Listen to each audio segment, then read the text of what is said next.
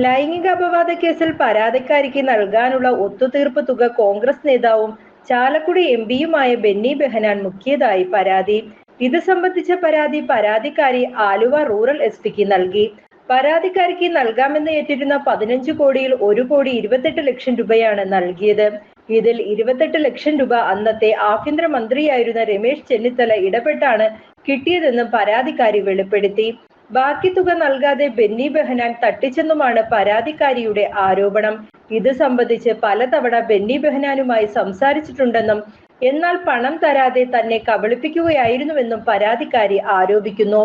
മുൻ മുഖ്യമന്ത്രി ഉമ്മൻചാണ്ടിയാണ് 15 കോടി സെറ്റിൽമെന്റ് നടത്തിയതെന്നും അത് വിശ്വസ്തനായിരുന്ന ബെന്നി ബെഹനാനെ ഏൽപ്പിച്ചിട്ടുണ്ടെന്നുമാണ് ഉമ്മൻചാണ്ടി പറഞ്ഞതെന്നും പരാതിക്കാരി പറയുന്നു.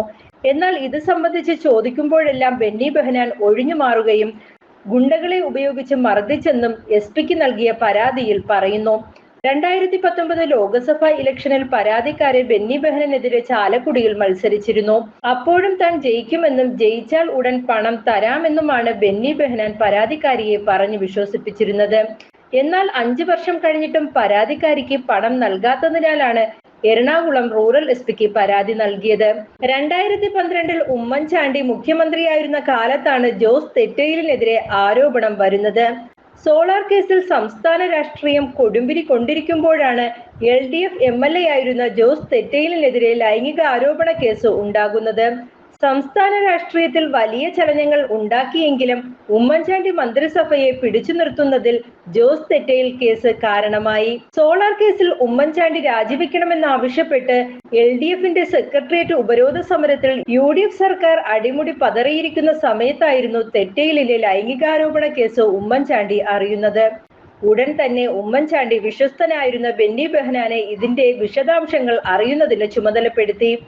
ബെന്നി ബെഹനാൻ പരാതിക്കാരിയെ ബന്ധപ്പെടുകയും തെളിവുകൾ ശേഖരിക്കുകയും പരാതി നൽകാൻ പ്രേരിപ്പിക്കുകയും ചെയ്തുവെന്നും പരാതിക്കാരി പറയുന്നു. സോളാർ സമരത്തിൽ സെക്രട്ടേറിയറ്റിലെ സമരപന്തലിൽ അന്നത്തെ പാർട്ടി സെക്രട്ടറിയും ഇപ്പോഴത്തെ മുഖ്യമന്ത്രിയുമായ പിണറായി വിജയനെതിരെ സമരപന്തലിലിരിക്കുമ്പോഴാണ് UDF സർക്കാർ LDF MLA ആയിരുന്ന തെറ്റയിലിനെതിരെ ലൈംഗികാരോപണത്തിൽ കേസെടുക്കുമെന്ന ഭീഷണി ഉയർത്തിയത്. ഇതോടെ LDF സമരം പിൻവലിച്ച് മുഖം രക്ഷിക്കുകയായിരുന്നു. ഇതാണ് ഉമ്മൻചാണ്ടി സർക്കാരിന് പിടിവള്ളിയായത്. ഇതിനാണ് തനിക്ക് 15 കോടി രൂപ ഓഫർ ചെയ്തത്. അതിൽ ആദ്യം തന്നെ ബെന്നി ബെഹനാൻ 1 കോടി രൂപ നൽകി. പിന്നീട് അന്നത്തെ ആഭ്യന്തര മന്ത്രിയായിരുന്ന രമേശ് ചെന്നിത്തല ഇടപെട്ട് 28 ലക്ഷം രൂപ കൂടി വാങ്ങി നൽകി. അതിനുശേഷം നൽകാമെന്ന് ഏറ്റ തുക നൽകാതെ കോൺഗ്രസ് നേതാക്കൾ തന്നെ കബളിപ്പിക്കുകയായിരുന്നുവെന്നാണ് പരാതിക്കാരിയുടെ ആരോപണം.